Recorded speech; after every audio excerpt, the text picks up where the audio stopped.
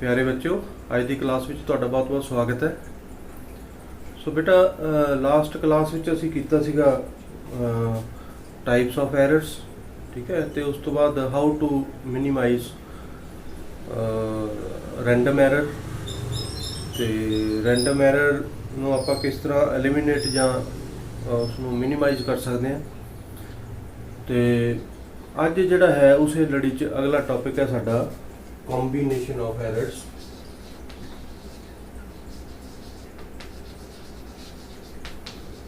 Combination of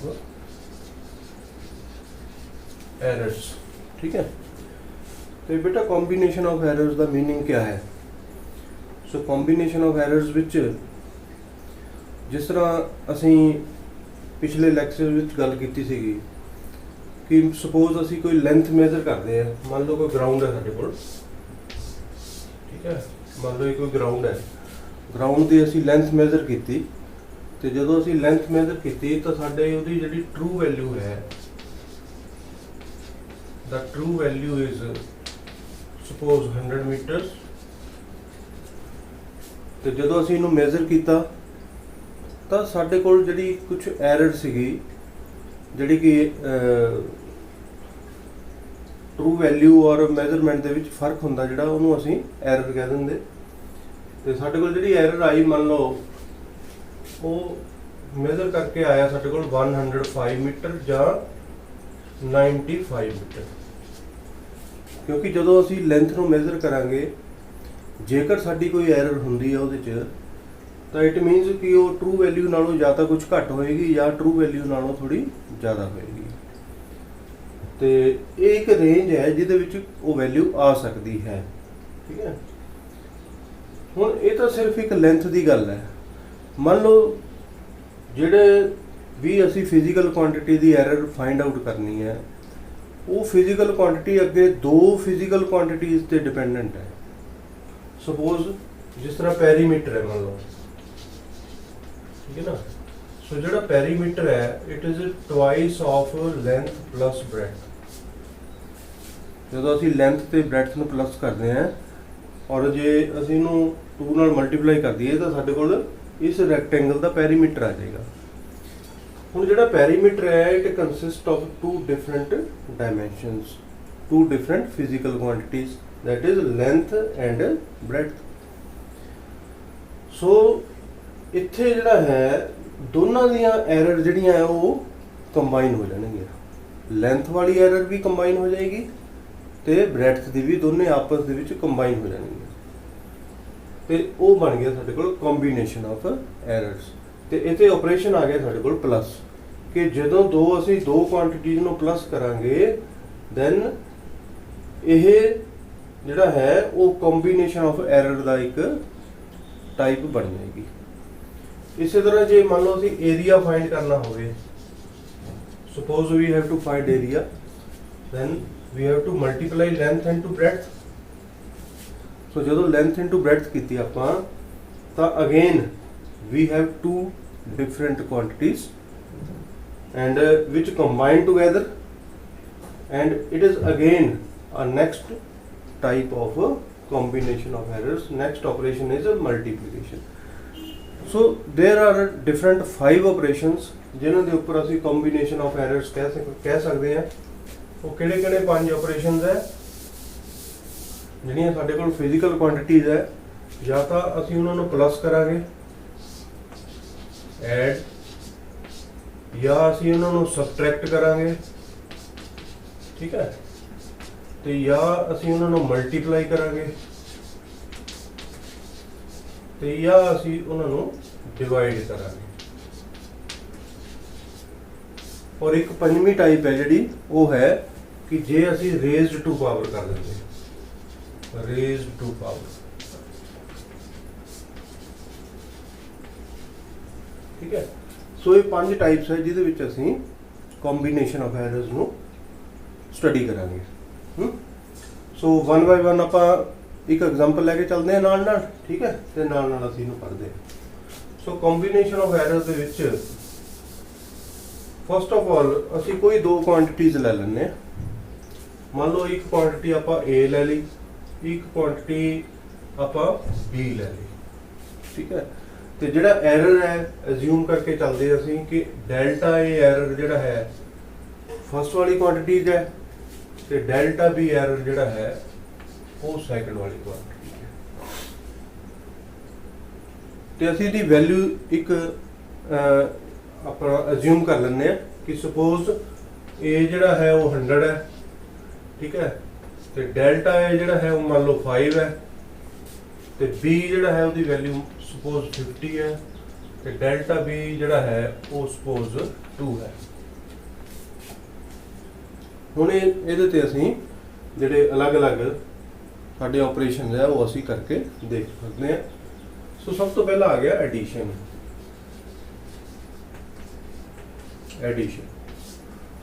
so edition ਦੇ ਵਿੱਚ ਸਾਡੇ ਕੋਲ ਦੋ ਕੁਆਂਟੀਟੀਜ਼ ਹੈਗੀਆਂ A ਐਂਡ B। ਸੋ ਅਸੀਂ A ਤੇ B ਨੂੰ ਪਲੱਸ ਕਰਾਂਗੇ, ਉਹਦੇ ਚ ਡਿਫਰੈਂਟ ਕੁਆਂਟੀਟੀ ਨੂੰ ਪਲੱਸ ਕਰਾਂਗੇ। A ਦੇ ਵਿੱਚ ਕੁਝ ਐਰਰ ਹੈ, B ਦੇ ਵਿੱਚ ਵੀ ਕੁਝ ਐਰਰ ਹੈ। ਮੈਜ਼ਰਮੈਂਟ ਜਦੋਂ ਕਰਕੇ ਦੇਖੀ ਆਪਾਂ ਟਰੂ ਵੈਲਿਊ ਨਾਲੋਂ ਡਿਫਰੈਂਟ ਸੀਗੇ, ਤੇ ਜਦੋਂ ਆਪਾਂ ਇਹਨਾਂ ਨੂੰ ਪਲੱਸ ਕੀਤਾ ਤਾਂ ਸਪੋਜ਼ ਸਾਡੇ ਕੋਲ ਇੱਕ ਕੁਆਂਟੀਟੀ Z ਬਣ ਗਈ, Z A + B ਆ ਗਿਆ, ਠੀਕ ਹੈ। ਹੁਣ Z ਜਿਹੜਾ ਰਿਜ਼ਲਟ ਹੈ, ਜਿਸ ਤਰ੍ਹਾਂ ਅਸੀਂ ਪਿੱਛੇ ਪੈਰੀਮੀਟਰ ਦੀ ਐਗਜ਼ਾਮਪਲ ਲਈ ਸੀ, ਸਪੋਜ਼ ਉਸੇ ਤਰ੍ਹਾਂ Z ਜਿਹੜਾ ਹੈ it is the addition of A and B। ਹੁਣ ਮੰਨ ਲਓ A ਦੇ ਵਿੱਚ ਕੁਝ ਐਰਰ ਆ ਗਿਆ, ਸਪੋਜ਼ A ± ਡੈਲਟਾ A, ਕਿਉਂਕਿ ਮੈਂ ਪਹਿਲਾਂ ਵੀ ਤੁਹਾਨੂੰ ਦੱਸਿਆ ਕਿ ਜਿਹੜਾ ਐਰਰ ਹੈ ਜਾਂ ਤਾਂ ਉਹ ਪਲੱਸ ਹੋਏਗਾ ਜਾਂ ਮਾਈਨਸ ਹੋਏਗਾ। ਸਪੋਜ਼ ਅਸੀਂ ਇੱਕ ਲੈਂਥ ਹੈ 100 ਮੀਟਰ, ਉਹਦੀ ਟਰੂ ਵੈਲਿਊ, ਤਾਂ ਜਾਂ ਤਾਂ ਅਸੀਂ 95 ਔਰ ਪੜਾਂਗੇ ਉਹਨੂੰ 95 ਤੋਂ ਲੈ ਕੇ 105 ਦੇ ਵਿੱਚ ਰੇਂਜ ਹੈ ਇੱਕ, ਜਿੱਥੋਂ ਤੱਕ ਸਾਡੀ ਐਰਰ ਹੋ ਸਕਦੀ ਹੈ। ਇਸ ਕਰਕੇ ਅਸੀਂ ਪਲੱਸ ਮਾਈਨਸ ਲਗਾਉਂਦੇ ਹਾਂ ਕਿ ਟਰੂ ਵੈਲਿਊ ਨਾਲੋਂ ਕੁਝ ਘੱਟ ਵੀ ਹੋ ਸਕਦੀ ਹੈ, ਟਰੂ ਵੈਲਿਊ ਨਾਲੋਂ ਕੁਝ ਜ਼ਿਆਦਾ ਵੀ ਹੋ ਸਕਦੀ ਹੈ। ਸੋ ਇਸੇ ਤਰ੍ਹਾਂ ਜਿਹੜਾ B ਹੈ ਉਹਦੇ 'ਚ ਐਰਰ ਜਿਹੜੀ ਹੈ ਉਹ ਹੈ ± ਡੈਲਟਾ B, ਠੀਕ ਹੈ। ਤੇ ਇੱਧਰ ਜਿਹੜੀ ਐਰਰ ਹੈ ਹੁਣ ਸਾਡੇ ਕੋਲ ਆ ਗਈ Z + ਡੈਲਟਾ Z। ਸੋ ਜਦੋਂ ਅਸੀਂ ਇਹਨੂੰ ਸੋਲਵ ਕੀਤਾ ਤਾਂ ਸਾਡੇ ਕੋਲ ਆ ਗਿਆ A ਇੱਥੋਂ ਤੇ B, A + B ਤੇ ਪਲੱਸ ਮਾਈਨਸ। ਹੁਣ ਕਿਉਂਕਿ ਡੈਲਟਾ A ਦੇ ਨਾਲ ਪਲੱਸ ਮਾਈਨਸ ਹੈ, ਡੈਲਟਾ B ਦੇ ਨਾਲ ਵੀ ਪਲੱਸ ਮਾਈਨਸ ਦੋਨੇ ਸਾਈਨ ਹੈ। ਸੋ ਇਹ ਆ ਗਿਆ ਸਾਡੇ ਕੋਲ ਡੈਲਟਾ A + ਡੈਲਟਾ B। ਸੋ ਕਹਿਣ ਦਾ ਮਤਲਬ ਇਹ ਹੈ ਕਿ ਜਿਹੜਾ Z ਹੈ, ਜੇ ਆਪਾਂ ਇੱਥੇ ਲਿਖ ਦਈਏ Z + ਡੈਲਟਾ Z = ਦਿਸ। ਹੁਣ ਜਿਹੜਾ Z ਹੈ ਉਹ ਕਿਹਦੇ ਇਕੁਅਲ ਟੂ ਹੈ? A + B ਦੇ ਇਕੁਅਲ ਟੂ ਹੈ, ਠੀਕ ਹੈ। ਸੋ ਜੇ ਆਪਾਂ ਇੱਥੇ Z ਫਿਲ ਕਰ ਦਈਏ, Z + delta Z = Z ± delta A + delta B। ਤੇ Z ਦੇ ਨਾਲ Z ਮਾਈਨਸ ਹੋ ਜਾਏਗਾ ਤੇ ਸਾਡੇ ਕੋਲ ਐਰਰ ਆ ਗਈ delta Z = ± delta A + delta B। So ਇਹ ਸਾਡੇ ਕੋਲ ਕੰਬੀਨੇਸ਼ਨ ਆਫ ਐਰਰ ਆ ਜਾਏਗਾ in case of addition. Addition ਦੇ ਵਿੱਚ ਜਦੋਂ ਅਸੀਂ ਐਰਰ ਫਾਈਂਡ ਕਰਨੀ ਤਾਂ ਸਾਡੇ ਕੋਲ ਜਿਹੜੀ ਐਰਰ ਹੈ ਦੋਨਾਂ ਕੁਆਂਟੀਟੀਜ਼ ਦੇ ਵਿੱਚ, ਫਸਟ ਕੁਆਂਟੀਟੀ A ਹੈ, ਦੂਸਰੀ ਕੁਆਂਟੀਟੀ B ਹੈ, ਤੇ ਜਦੋਂ ਅਸੀਂ ਐਰਰ ਫਾਈਂਡ ਕਰਾਂਗੇ ਉਹਦੇ 'ਚ ਤਾਂ ਸਾਡੇ ਕੋਲ ਦੋਨਾਂ ਐਰਰ ਦਾ ਪਲੱਸ ਆ ਜਾਏਗਾ, ਬਟ ਬਾਹਰ ਜਿਹੜਾ ਸਾਈਨ ਹੈ ਉਹ ਪਲੱਸ ਮਾਈਨਸ ਆਏਗਾ। ਜੇ ਮੰਨ ਲਓ ਇੱਥੇ ਇਹਦੀ ਵੈਲਿਊ 10 ਆਉਂਦੀ ਸਪੋਜ਼, ਤਾਂ ਇਹ +10 ਔਰ -10 ਹੋ ਜਾਏਗੀ। ਆਪਾਂ ਐਗਜ਼ਾਮਪਲ ਲੈ ਲੈਂਦੇ ਹਾਂ ਇੱਕ, ਸਪੋਜ਼ A ਸਾਡੇ ਕੋਲ 100 ਹੈ, ਠੀਕ ਹੈ। ਸਪੋਜ਼ A ਸਾਡੇ ਕੋਲ 100 ਹੈ ਤੇ B ਹੈ ਸਾਡੇ ਕੋਲ 50, ਠੀਕ ਹੈ। ਤੇ ਜਦੋਂ ਅਸੀਂ ਐਰਰ ਫਾਈਂਡ ਕੀਤਾ ਤਾਂ ਸਾਡੇ ਕੋਲ ਆ ਗਿਆ ਡੈਲਟਾ Z। ਹੁਣ ਇੱਥੇ ਡੈਲਟਾ A ਕਿੰਨਾ ਸਾਡੇ ਕੋਲ? ਡੈਲਟਾ A ਹੈ ਸਾਡੇ ਕੋਲ 5 ਤੇ ਡੈਲਟਾ B ਹੈ ਸਾਡੇ ਕੋਲ 2। ਤੇ ਜਦੋਂ ਅਸੀਂ ਐਰਰ ਫਾਈਂਡ ਕੀਤਾ ਤਾਂ ਸਾਡੇ ਕੋਲ ਆ ਗਿਆ ਡੈਲਟਾ Z = ± ਡੈਲਟਾ A ਕਿੰਨਾ ਹੈ 5 + ਡੈਲਟਾ B ਕਿੰਨਾ ਹੈ 2। ਸੋ ਮੀਨਸ ਸਾਡੇ ਕੋਲ ਆ ਗਿਆ ±7। ਤੇ ਜੇ ਆਪਾਂ ਜੇ ਫਿਜ਼ੀਕਲ ਕੁਆਂਟੀਟੀ ਫਾਈਂਡ ਕਰਨੀ ਹੋਵੇ, ਆਪਾਂ Z ਫਾਈਂਡ ਕਰਨਾ ਹੋਵੇ, ਠੀਕ ਹੈ ਨਾ, Z ਜਿਹੜਾ ਹੈ ਤੇ Z + ਡੈਲਟਾ Z ਕਿੰਨਾ ਹੋ ਜਾਏਗਾ? Z + ਡੈਲਟਾ Z ਕਿੰਨਾ ਹੋ ਜਾਏਗਾ? Z = ਕਾਹਦੇ ਹੈ? A + B ਦੇ, ਠੀਕ ਹੈ ਨਾ। सो ए कितना साडे कोल 100, बी कितना साडे कोल 150 सॉरी 50, तो दोनों को प्लस करके आ गया 150 प्लस माइनस 7, क्योंकि डेल्टा Z की वैल्यू साडे कोल कितनी आई प्लस माइनस 7, ठीक है ना। तो हुण जे आपां प्लस कर दईए तो साडे कोल बन गया 157, जे असीं माइनस कर दईए तो साडे कोल बन गया 143। सो मीनस जिहड़ी साडे कोल लास्ट वैल्यू आएगी प्लस करन तो बाद ਉਹ 143 ਤੇ 157 ਦੇ ਵਿੱਚ ਜਿਹੜੀ ਰੇਂਜ ਬਣੀ ਹੈ ਉਹਦੇ ਵਿੱਚ ਉਹਦੀ ਵੈਲਿਊ ਆ ਸਕਦੀ ਹੈ, ਇਟ ਮੇ ਕਮ, ਠੀਕ ਹੈ। ਸੋ ਇਸੇ ਤਰ੍ਹਾਂ ਐਡੀਸ਼ਨ ਤੋਂ ਬਾਅਦ ਜੇ ਅਸੀਂ ਸਬਟ੍ਰੈਕਸ਼ਨ ਦੀ ਗੱਲ ਕਰੀਏ, ਬੋਲੋ ਸਬਟ੍ਰੈਕਸ਼ਨ,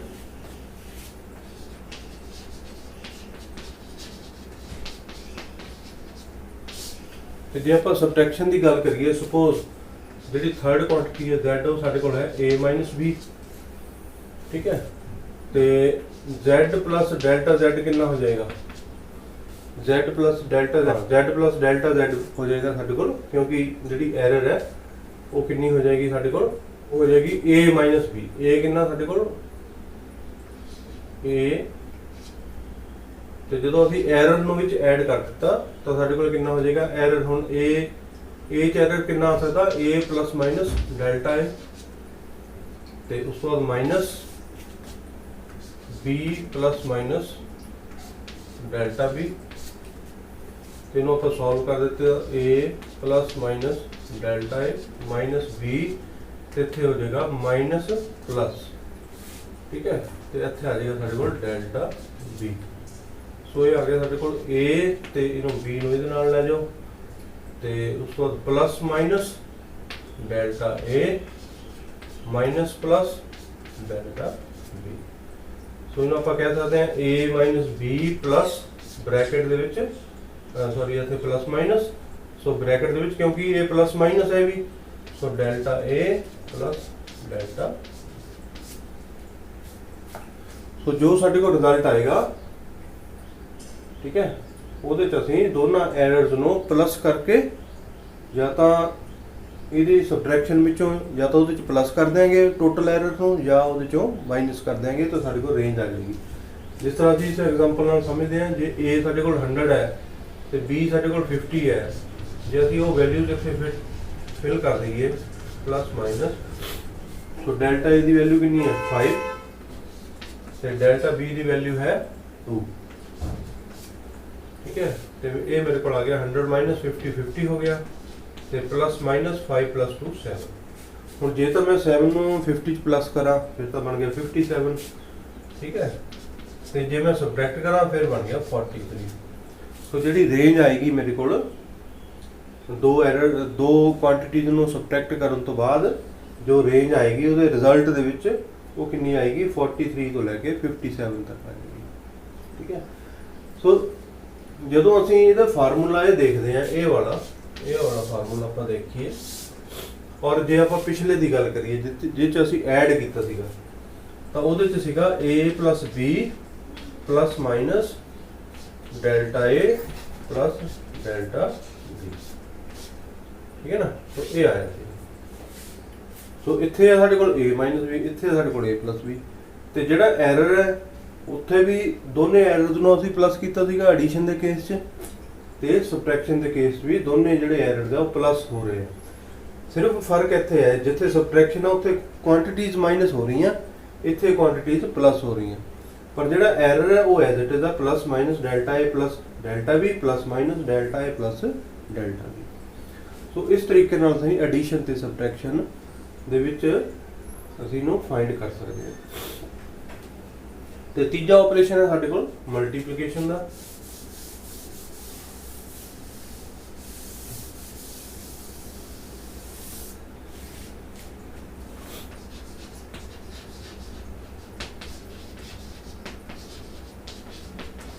मल्टीप्लिकेशन के केस विच मान लो असी दो क्वांटिटीज नूं मल्टीप्लाई किया तो फिर उन्हां दा एरर्स किस तरह आएगा बाद च।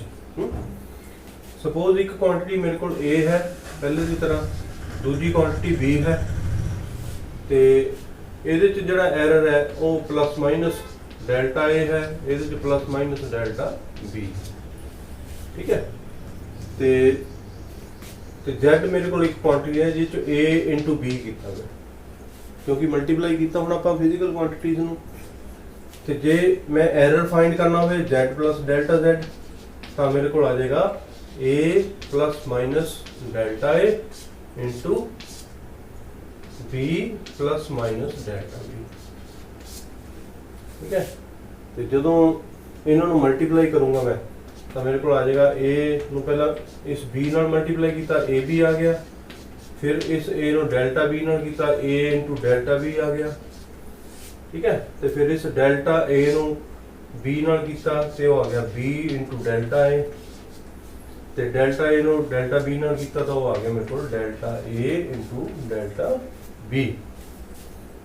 ਠੀਕ ਹੈ, ਤੇ ਹੁਣ ਜਿਹੜਾ ਇਹ delta a into delta b ਹੈ, ਕਿਉਂਕਿ ਐਰਰ ਜਿਹੜੀ ਹੈ ਬਹੁਤ ਸਮਾਲ ਵੈਲਿਊ ਹੁੰਦੀ ਹੈ, ਤੇ ਜਦੋਂ ਅਸੀਂ ਦੋ ਸਮਾਲ ਵੈਲਿਊਜ਼ ਨੂੰ ਮਲਟੀਪਲਾਈ ਕਰਦੇ ਹਾਂ ਉਹ ਸਮਾਲਰ ਹੋ ਜਾਂਦੀ ਹੈ, ਹੋਰ ਛੋਟੀ ਹੋ ਜਾਂਦੀ ਹੈ। ਸੋ ਇਸ ਕਰਕੇ ਅਸੀਂ ਇਹਨੂੰ ਨੈਗਲੈਕਟ ਕਰ ਦਿੰਦੇ ਹਾਂ। ਅਸੀਂ ਮੰਨਦੇ ਕਿ ਇਹਦੀ ਵੈਲਿਊ ਨੈਗਲੀਜੀਬਲ ਹੈ, ਬਹੁਤ ਛੋਟੀ ਵੈਲਿਊ ਹੈ, ਕੰਸੀਡਰੇਬਲ ਨਹੀਂ ਹੈ। ਤੇ ਫਿਰ ਸਾਡੇ ਕੋਲ ਆ ਗਿਆ ab ਪਲੱਸ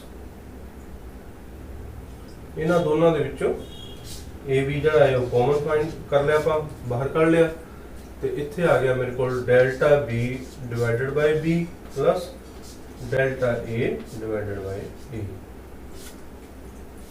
ਸੋ ਇੱਥੇ ਮੈਂ ਲੈਫਟ ਸਾਈਡ ਵਿੱਚੋਂ z ਕਾਮਨ ਲੈ ਲਿਆ, ਤੇ ਮੇਰੇ ਕੋਲ z ਕਾਮਨ ਆ ਕੇ ਬਾਕੀ ਬਚਿਆ 1 plus delta z divided by z equal to, ਇੱਥੇ ਮੈਂ ਇਹਨਾਂ ਸਾਰਿਆਂ ਚੋਂ ab ਕਾਮਨ ਲੈ ਲਿਆ, ਤੇ ਮੇਰੇ ਕੋਲ ਬਚਿਆ 1 plus minus delta b over b plus delta a over a।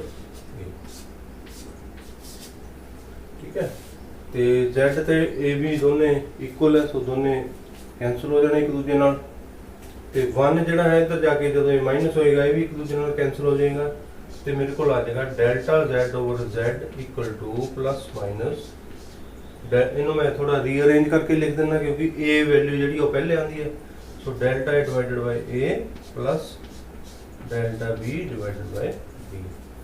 ਸੋ ਇਹ ਮੇਰੇ ਕੋਲ ਰਿਲੇਟਿਵ ਐਰਰ ਆ ਗਿਆ, ਤੇ ਜੇ ਆਪਾਂ ਮਲਟੀਪਲਾਈ ਕਰੀਏ, ਠੀਕ ਹੈ ਨਾ, ਸੋ ਇਸ ਤਰੀਕੇ ਨਾਲ ਅਸੀਂ ਫਾਈਂਡ ਕਰ ਸਕਦੇ ਹਾਂ।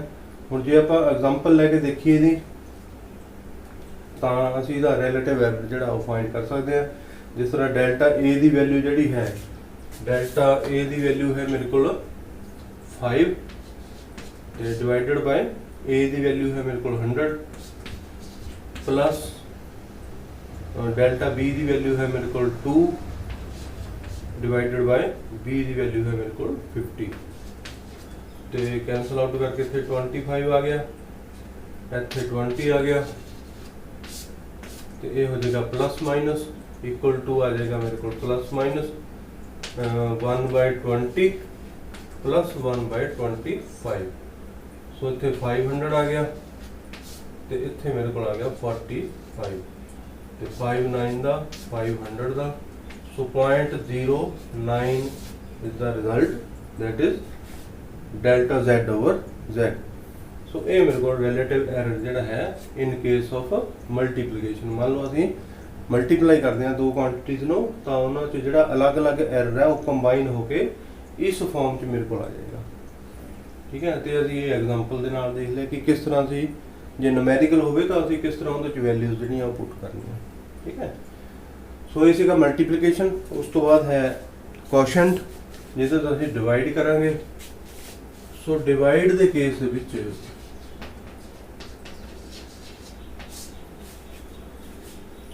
ਸਪੋਜ਼ ਅਸੀਂ ਦੋਨੇ ਕੁਆਂਟੀਟੀਜ਼ ਨੂੰ ਡਿਵਾਈਡ ਕਰਨਾ, ਇਹਨੂੰ ਆਪਾਂ ਕੁਓਸ਼ੀਐਂਟ ਵੀ ਕਰ ਦਿੰਦੇ,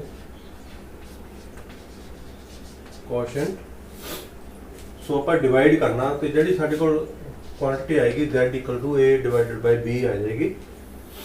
ਠੀਕ ਹੈ, ਤੇ ਜੇ ਆਪਾਂ ਐਰਰ ਦੇਖਣਾ ਹੋਵੇ ਤਾਂ z plus delta z is equal to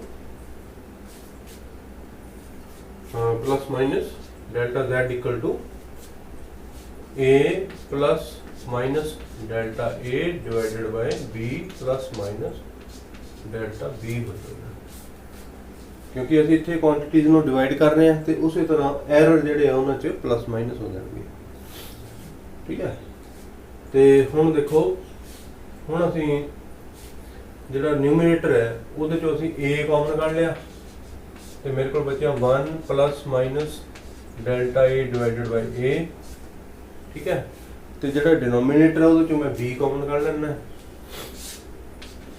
ਤੇ ਆ ਗਿਆ 1 plus minus delta b over b।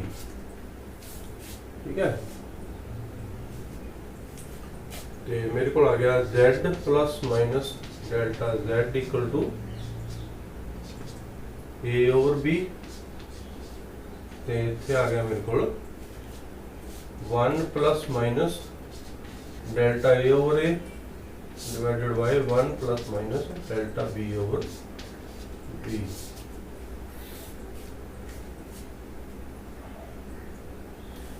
ਤੇ ਇਸੇ ਤਰ੍ਹਾਂ ਮੈਂ ਇੱਧਰ ਜਿਹੜਾ ਹੈ z ਕਾਮਨ ਕੱਢ ਲੈਣਾ ਹੈ। ਜਿਹਨਾਂ ਚੋਂ z ਮੰਨ ਲਓ ਮੈਂ ਕਾਮਨ ਕੱਢ ਲਿਆ ਇੱਥੇ ਬਾਹਰ, ਤਾਂ ਮੇਰੇ ਕੋਲ ਇੱਥੇ ਆ ਜਾਏਗਾ 1 ਤੇ ਇੱਥੇ ਆ ਜਾਏਗਾ ਡਿਵਾਈਡਡ ਬਾਈ। ਠੀਕ ਹੈ, ਸੋ ਹੁਣ ਦੇਖੋ ਇੱਥੇ z ਹੈ, ਇੱਥੇ ab ਹੈ ਤੇ z और ab दोनों इक्वल है क्योंकि ਅਸੀਂ थर्ड क्वांटिटी ਜਿਹੜੀ ਦੋਨਾਂ ਨੂੰ ਕੰਬਾਈਨ ਕਰਕੇ ਬਣੀ ਹੈ ਉਹ z equal to a divided by b ਬਣੀ ਹੈ। ਸੋ ਇਹ ਇੱਕ ਦੂਜੇ ਨਾਲ ਕੈਨਸਲ ਆਊਟ ਹੋ ਜਾਣਾ। ਠੀਕ ਹੈ, ਤੇ ਮੇਰੇ ਕੋਲ ਆ ਗਿਆ 1 plus minus delta z over z equal to 1 plus minus delta a divided by a into, ਹੁਣ ਜਿਹੜਾ ਡਿਨੋਮੀਨੇਟਰ ਹੈ ਤੁਸੀਂ ਪਿਛਲੇ ਕਲਾਸਾਂ 'ਚ ਪੜ੍ਹਿਆ ਹੋਣਾ ਕਿ ਜੇ x ਓਵਰ y ਹੋਵੇ, ਠੀਕ ਹੈ, ਜੇ y ਨੂੰ ਅਸੀਂ ਨਿਊਮਰੇਟਰ ਵੱਲ ਲੈ ਕੇ ਜਾਣਾ ਹੋਵੇ, y ਨੂੰ ਉੱਪਰ ਲੈ ਕੇ ਜਾਣਾ ਹੋਵੇ ਤਾਂ ਸਾਡੇ ਕੋਲ ਬਣ ਗਿਆ x y ਰੇਜ਼ ਟੂ -1। ਸੋ ਇਸੇ ਤਰੀਕੇ ਨਾਲ ਜਿਹੜਾ 1 plus minus delta b over b ਹੈ ਇਹਦੀ ਪਾਵਰ ਕਿੰਨੀ ਬਣ ਜਾਏਗੀ? -1 ਬਣ ਜਾਏਗੀ। ਠੀਕ ਹੈ, ਸੋ ਜਦੋਂ ਇਹ -1 ਪਾਵਰ ਬਣ ਗਈ ਤਾਂ ਅਸੀਂ ਇਹਨੂੰ ਬਾਇਨੋਮੀਅਲ ਥਿਊਰਮ ਦੇ ਨਾਲ ਐਕਸਪੈਂਡ ਕਰ ਲਾਂਗੇ ਤੇ ਸਾਡੇ ਕੋਲ ਆ ਜਾਏਗਾ 1 plus minus delta a over a into 1। ਹੁਣ ਜਦੋਂ ਅਸੀਂ ਐਕਸਪੈਂਡ ਕਰਾਂਗੇ ਤਾਂ ਜਿਹੜੀ ਉਹਦੀ ਪਾਵਰ ਹੈ ਫਸਟ ਜਿਹੜਾ ਟਰਮ ਜਿਹੜੀ ਹੈ ਫਸਟ ਟਰਮ ਜਿਹੜੀ ਆਏਗੀ ਸਾਡੇ ਕੋਲ ਉਹਦੇ 'ਚ ਇਹ ਪਾਵਰ ਜਿਹੜੀ ਅੱਗੇ ਆ ਜਾਂਦੀ, ਕਿਉਂਕਿ ਇਹ ਪਾਵਰ -1 ਹੈ। ਸੋ ਇੱਥੇ ਜਿਹੜੇ ਸਾਈਨ ਆ ਦੋਨੇ ਚੇਂਜ ਹੋ ਜਾਣਗੇ, ਮਾਈਨਸ ਪਲੱਸ ਹੋ ਜਾਏਗਾ। ਸੋ ਡੈਲਟਾ b ਓਵਰ b ਆ ਜਾਏਗਾ। ਇਸੇ ਤਰ੍ਹਾਂ ਪਲੱਸ ਪਲੱਸ ਕਰਕੇ ਦੀਆਂ ਹੋਰ ਟਰਮਸ ਆਣਗੀਆਂ ਅੱਗੇ ਜਿਹੜੀਆਂ ਕਿ ਅਸੀਂ ਇਹ ਮੰਨਦੇ ਹਾਂ, ਅਸਿਊਮ ਕਰਦੇ ਹਾਂ ਕਿ they are very small, so we can neglect them। ਸੋ ਅਸੀਂ ਉਹਨਾਂ ਨੂੰ ਨੈਗਲੈਕਟ ਕਰਕੇ ਇੱਥੇ ਰੋਕ ਦਿੱਤਾ ਤੇ ਹੁਣ ਅਸੀਂ ਕੀ ਕਰਾਂਗੇ, ਇਹਨਾਂ ਦੋਨਾਂ ਨੂੰ ਆਪਸ 'ਚ ਮਲਟੀਪਲਾਈ ਕਰ ਦਿਆਂਗੇ।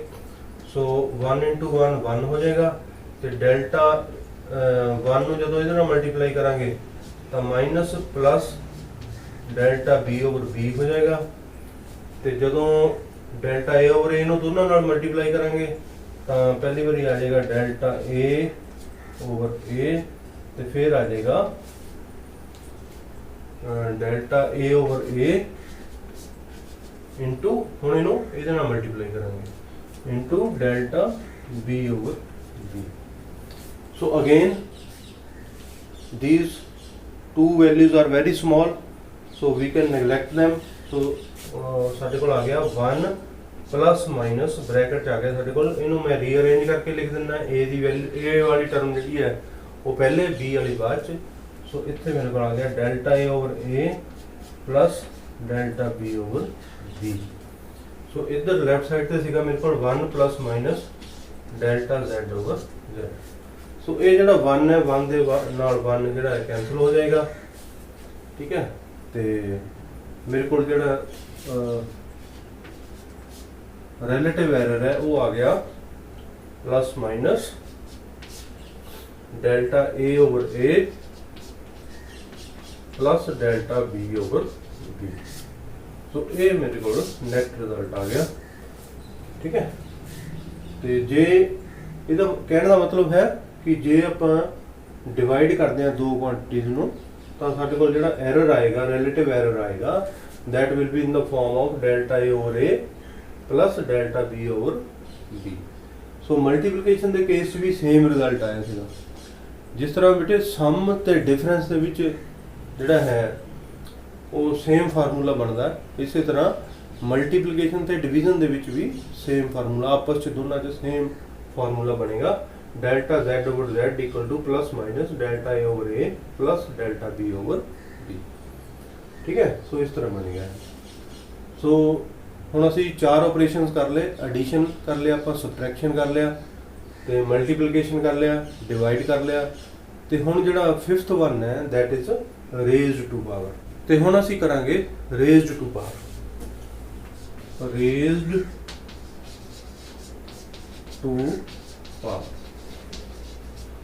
ਸੋ ਰੇਜ਼ਡ ਟੂ ਪਾਵਰ ਦੇ ਵਿੱਚ ਮੰਨ ਲਓ z equal to a raised to n ਹੈ, ਤੇ ਦੋਨਾਂ ਪਾਸੇ ਜੇ ਮੈਂ ਐਰਰ ਕੰਸੀਡਰ ਕਰਾਂ ਤਾਂ ਮੇਰੇ ਕੋਲ ਆ ਗਿਆ z plus minus delta z equal to a plus minus delta a raised to power n।